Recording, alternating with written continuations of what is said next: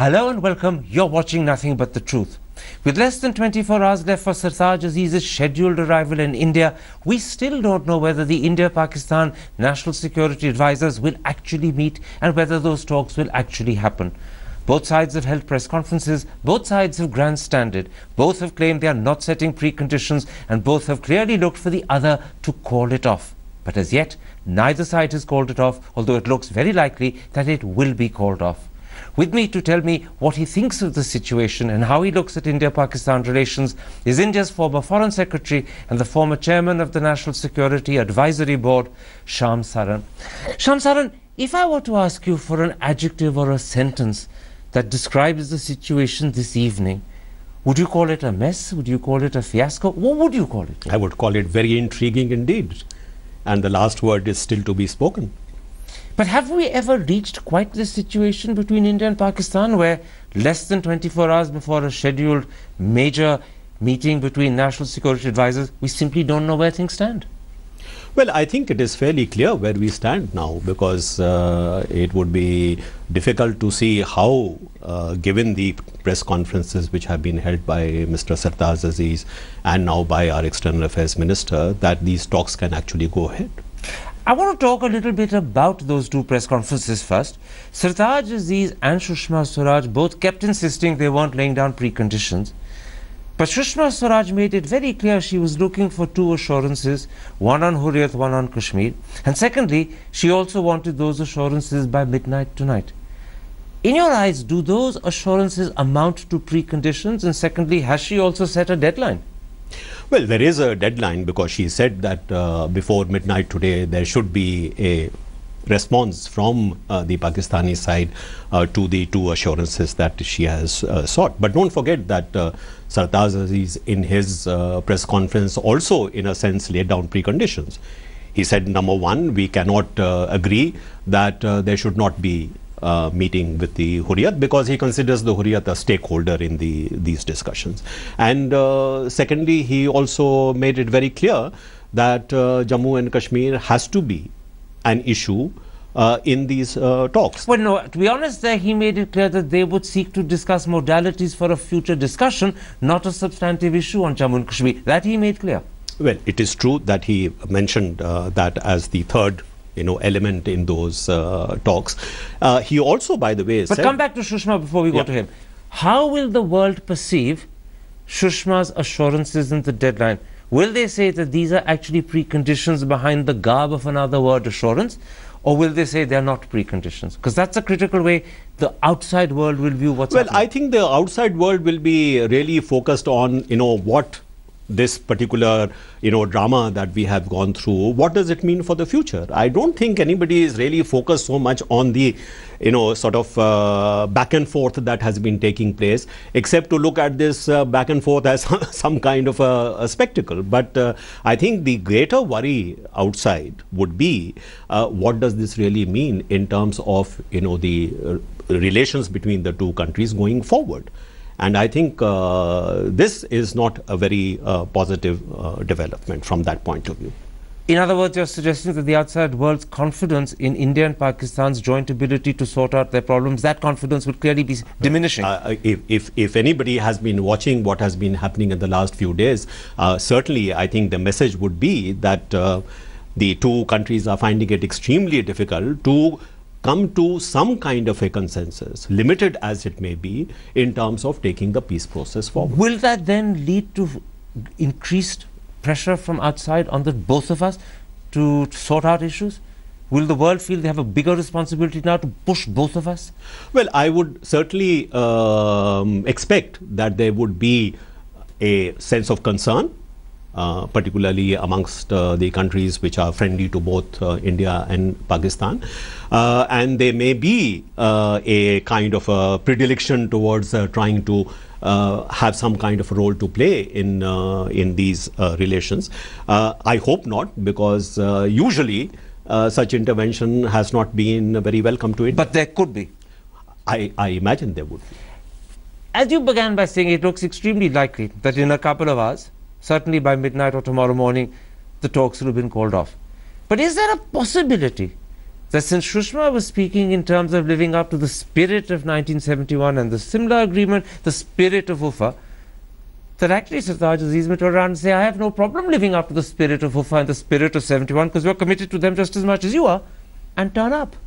Well, he can say that, and at the same time add what his interpretation of the Simla Agreement is and what his interpretation of UFA is. So we are back again at square one. Absolutely. Yes. So there's a potential for the situation to get even more problematic before it clears up. If actually, without there being some common perception about what these talks are going to be about, if Sartaj Aziz does land up in Delhi, and the talks do not take place, because if he insists on one or the other, then it would be a very difficult situation for both countries to handle. I mean, if Sartaj Aziz comes to Delhi and then he just goes back again to Islamabad without talks. That will be even worse than what's... Exactly. So I imagine that given the very clear statement which has been made by Mrs.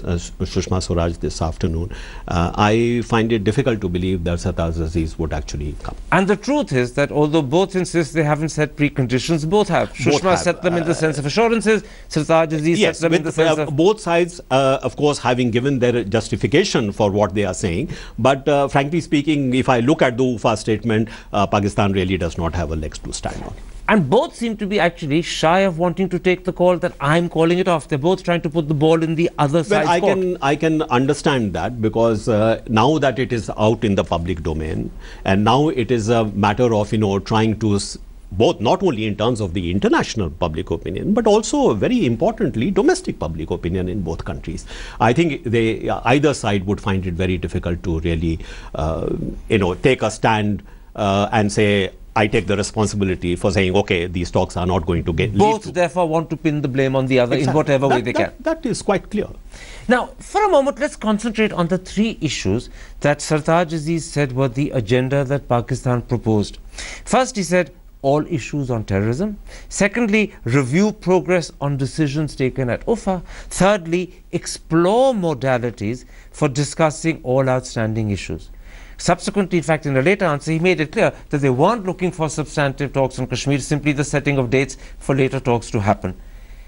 How objectionable to the Indian side would those three be? Because prima facie to a layman, they don't look like very difficult things to have to accept. Well, as far as the first two are concerned, I doubt that the Indian side would have any difficulty with these two elements. I think the third element, given the kind of positions that have been taken in public, perhaps it would be more difficult. And the Indian side could take the position that the NSA talks were only about terrorism, and this is not the forum where you decide about modalities for the future. That is for the political leadership to decide. This is for the those who are engaged in the political relationship between the two countries to decide. So from that point of view, I can see the Indian side having taking into account the current public perceptions on both sides. I think the Indian side would find it very difficult. This would have been a bit like a thin end of the wedge that could have prized the whole thing open beyond. Could be. But also, I would have thought that it was really not necessary for Sartaj Aziz to make this point, because after all, if he comes as the NSA, and he engages in talks with his counterpart only on terrorism, he would still, I presume, would have called on the foreign minister, he would have called on, say, the prime minister. Those are the occasions where he could have actually taken up much broader issues with respect to the relationship between the two countries. In fact, as you put it, that is still an option available to him. He can accept the spirit of UFA and Simla, come here, not raise it with the NSA, but when he meets the PM, raise these issues. Therefore, these things could have been done, but, unfortunately, both sides, have taken certain very strong public postures. Both have boxed themselves into corners. Yes, but I think, again, I would say that as far as the UFA statement is concerned, the Indian side does have if you look at the wording, what interpretation is giving is actually... Well, let's look a little closely at UFA and that particular wording to do with the NSAs and the extent to which Pakistan has a legitimate claim or the extent to which Pakistan is completely wrong to try and include Kashmir. It says very clearly that the NSAs will discuss all issues connected to terrorism. Why does that not legitimately and properly allow Pakistan to bring up Kashmir? If you are looking at the issue of terrorism in terms of what is happening in Kashmir with regard to some of the incidents that have been taking place in Kashmir, of course, but I think the manner in which the Sartaj Aziz has put forward is linking it to what is there in the preamble, where it talks about that's an interpretation. No, that's your interpretation. That's his interpretation, and that interpretation is wrong. You see, one could argue that at the very core and heart of the terror that India faces is in fact Kashmir. We're not going to be discussing the Maoist terror or the Naxalite terror or the Northeast with Pakistan. We're talking about the terror that centers around Kashmir. Therefore, if in response Sartaj Aziz was to say, no, I'm happy to discuss let's discuss Kashmir as well because it's the cause of the terror. Number one, for Pakistan to say that terrorism is happening because the Kashmir issue remains unsolved is something one cannot accept. Terrorism is to be opposed because it is terrorism. It has nothing to do with what the status of Jammu and Kashmir is. And by the way, terrorism is no longer today limited only to Jammu and Kashmir. I mean, there is... See, if you're going to talk about terror, can you say when only going to talk about how you tackle terror rather than talk about the causes that lead to terror? Because the tackling surely involves the causes. I think I would find it very difficult to accept that we link the issue of terrorism to the fact that Jammu and Kashmir issue is not resolved, because that is Pakistan's position, that terrorism is something for which you must look at root causes, and root causes is the unsolved issue of Jammu and Kashmir. Can I put this to you? I'm sorry, that proposition cannot be accepted. Terrorism is bad, terrorism is unacceptable for its own reasons, nothing to do with any other issue. Then can I put this to you, that the wording of that particular sentence in UFA is ambiguous? Maybe this is deliberate ambiguity, but in this instance it may turn out to be misleading ambiguity, because Pakistan could well have read the phrase discuss all issues connected to terrorism as a legitimate way of bringing up Kashmir. Pakistan's interpretation of the UFA statement was exactly like ours until 3 days after the UFA meeting was over. If you look at the reaction in Pakistan to the UFA statement, the reaction was exactly that this does not say anything about Kashmir. This is leaving out Kashmir. Except it is only 3 days later that Sartaj Aziz came out with a statement saying, number one, that, you know, of course, above all things, Kashmir is the issue. And it has to be on top of the agenda. I hear what you're saying. All I want to point out is that there are others, for instance, Satya Pratpal, who was our former High Commissioner, Srinath Raghavan, who just yesterday said that they believe that this language, discuss all issues connected to terrorism, does leave room for Pakistan to bring up Kashmir. But so there are two views even in India. As I mentioned to you, nothing would have stopped Sartaj Aziz from having a conversation with his counterpart on issues relating to terrorism and raising the issue, particularly what you mentioned about modalities, how to deal with the issue of Jammu and Kashmir in his meetings with the political leadership. So I do not think... In other words, you're saying Pakistan mishandled it. They could have actually accepted UFA and the terms and languages India's interpreting it and still found room to do what they want. Let me tell you, after having been through with some very painful experiences in trying to agree on any joint statement between India and Pakistan, if really Pakistan wanted to include the statement that Jammu and Kashmir would be part of the agenda of the NSA talks, believe me, they would have insisted on it. Thank you. The second sticking point was to do with Hurriyat.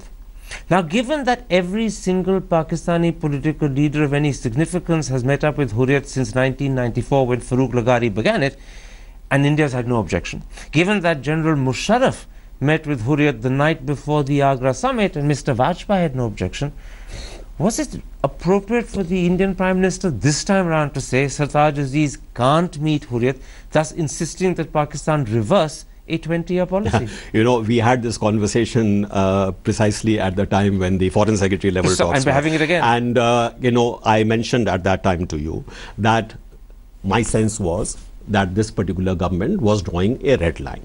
And I had also mentioned to you that I hope that this red line is maintained, because our experience so far has been that we make red lines and we blur them. I think from that point of view, the fact that this particular red line is being maintained is, I think, a good thing for a consistent behavior on the part of India. But do you think the red line has been actually communicated effectively? Do you think perhaps that UFA itself, when the agreement for the NSAs to meet was written into the joint statement, it should have also been made clear that please remember, when you come, if you come, you are not to meet with I think Hurriyat. India's reaction at the time when the Foreign Secretary level talks were to take place, I think the Indian message was very clear. Well, so why do you want, I mean, where is the ambiguity? I'll tell you where there was the ambiguity, because after that in February there were front page reports in the Indian Express claiming that in fact the Indian government had indicated that they were quite happy for the Pakistan High Commissioner to meet with Hurriyat, provided the meeting happened after rather than before critical meetings. Well, I have no way of knowing whether such a message was given. But through the media there's been ambiguity, my sense is that this particular red line was drawn at that time, and subsequently the Indian government has made it clear that this red line should not be crossed. You don't think that on this red line issue India could have clarified things more effectively, that perhaps in failing to clarify we mishandled? I have no way of knowing whether or not this was conveyed to the Pakistani side at UFA, but I would say this, that India's message with regard to this being a red line was already rather clear at the time when the Foreign Secretary level talks were called off. Today, as we look at the situation at this moment, do you get the feeling that this has led to the boosting of Hurriyat, an organization that had become quite irrelevant? If you look at the election results when the assembly elections happened, in fact, Hurriyat didn't even have the courage to call people to boycott, something they normally do. And the turnout clearly suggested that Hurriyat was becoming irrelevant. Now, has this process boosted Hurriyat and given them fresh life? Well, it may be a short boost. I cannot see this as having somehow transformed the role of the Hurriyat. But yes, you are right that at this particular point of time, certainly the spotlight is on the Hurriyat where it need not have been. Secondly, do you think that although India is quite keen and determined to ensure that Kashmir doesn't become part of the talks, Kashmir nonetheless has, as a result of all that's happened in the last week and the last 24 hours in particular, become a very important subject and issue, and in a sense an issue of international concern? I do not believe that the Indian side has any problem in engaging with Pakistan on the Jammu and Kashmir issue, because we also have issues relating to Jammu and Kashmir. Why do we say that there is a dispute over Jammu and Kashmir? It's just that they don't want to do that relating now, talking now. Not with respect to the NSA level talks. But I do not think that the Indian side has any problem in engaging in conversation about Jammu and Kashmir, because of the fact that we have issues relating to Jammu and Kashmir from our side. No, except that I asked a different question. Not that we have problems or don't relating to Jammu and Kashmir, but has this whole handling of the issue internationalized Kashmir and brought greater international focus to the matter and the issue?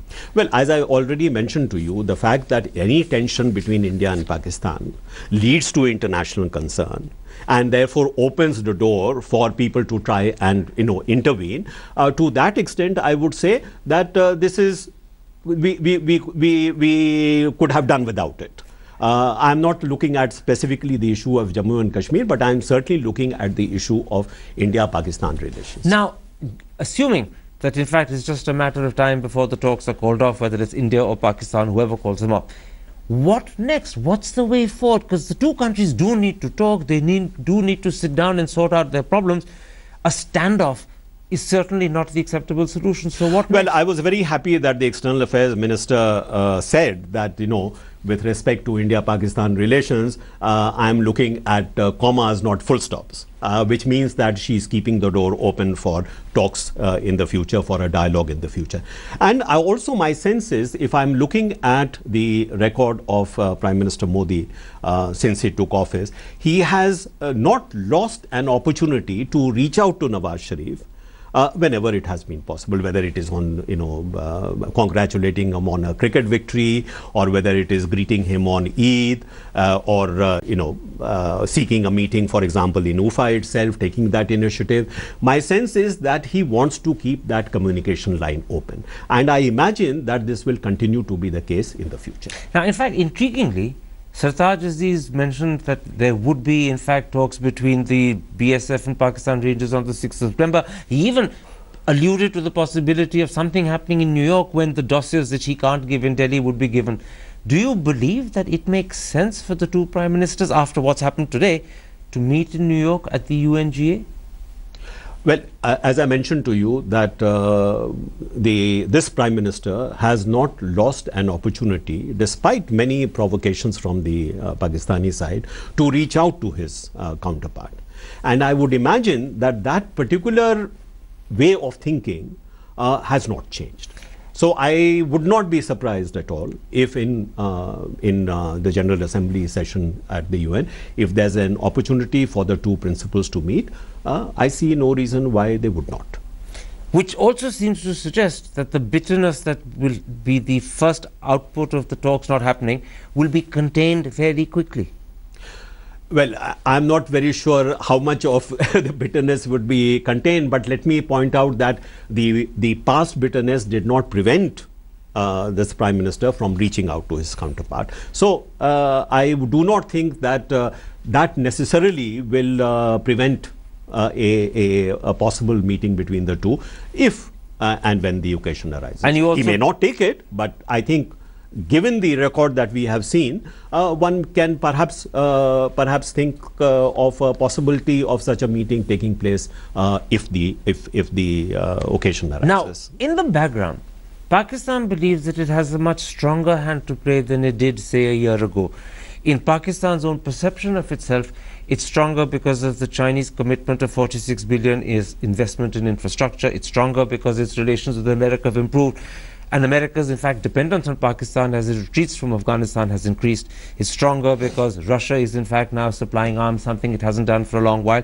And finally, Pakistan believes it's stronger because the American-Iranian nuclear deal has led to a warming up of relationships between Saudi Arabia and Pakistan. How do we in India respond to that Pakistan perception? Because many believe that makes Pakistan somewhat more determined, more resilient vis-a-vis India. Oh, you are absolutely right, because I think over the last 1 year or so, the Pakistani perception has been one of triumphalism. That, for example, the withdrawal of the American forces from Afghanistan, if you see a lot of the Pakistani commentary, it is as if we saw one superpower off, and now we have seen another superpower off.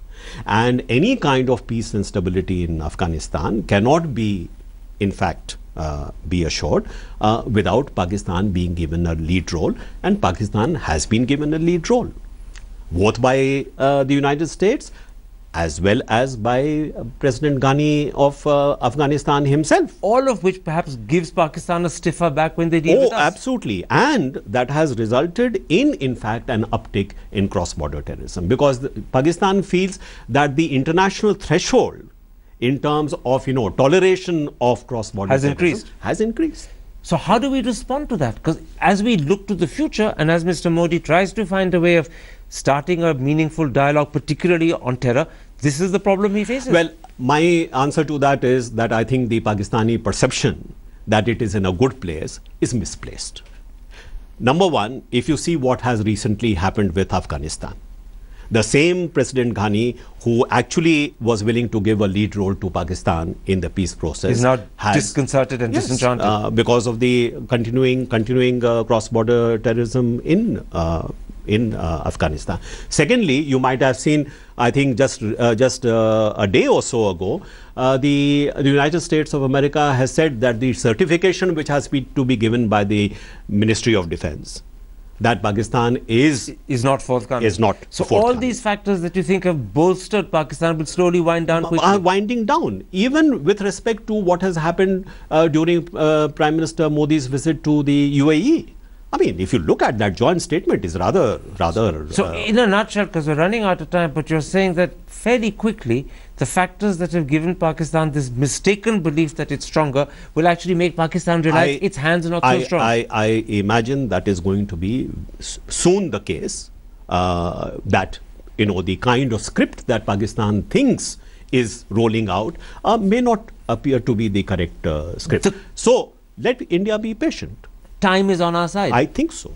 In fact, the longer there's a delay in the talks actually getting underway, the more Pakistan will have cooled down in its perception of itself, the easier it will be to handle Pakistan. I think so. Shyam Saran, a pleasure talking to you. Thank you.